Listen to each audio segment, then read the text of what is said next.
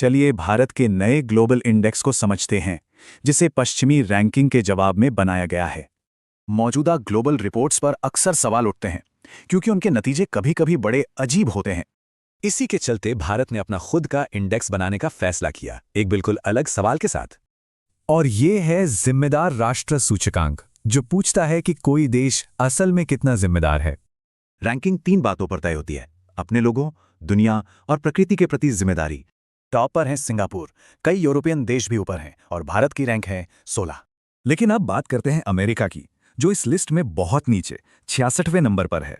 वजह इसकी जियोपॉलिटिकल हरकतें और WHO जैसे संगठनों से बाहर निकलना।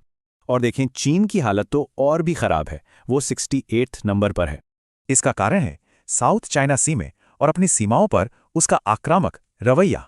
यहां तक कि रूस, जो भारत का पुराना दोस्त रहा है, उससे भी 96वीं रैंक मिली है। ये दिखाता है कि इंडेक्स में कोई तरफदारी नहीं है। यूक्रेन युद्ध इसका एक बड़ा कारण है। अब सवाल उठता है भारत की अपनी रैंकिंग पर, क्या 16वां स्थान सही है? इसके पक्ष में कई बातें हैं, जैसे क्लाइमेट टारगेट पूरे करना और दुनिया का सबसे बड़ा फूड प्रोग्राम चलाना। खुद UN ने भी माना है कि क्लाइमेट चेंज से लड़ने में भारत एक ग्लोबल सुपर पावर है। लेकिन इस पूरे इंडेक्स के साथ एक बहुत बड़ी दिक्कत है, और वो डेटा के बारे में नहीं है। दिक्कत है इसकी प्रेजेंटेशन। ऐसा लगता है जैसे इसे बनाने वालों को कोई फिक्र ही नहीं थी।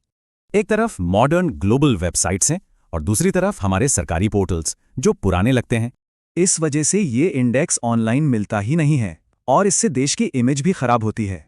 तो सोचने वाली बात यह है कि ज्यादा जरूरी क्या है, किसी देश का काम या फिर उसकी कहानी?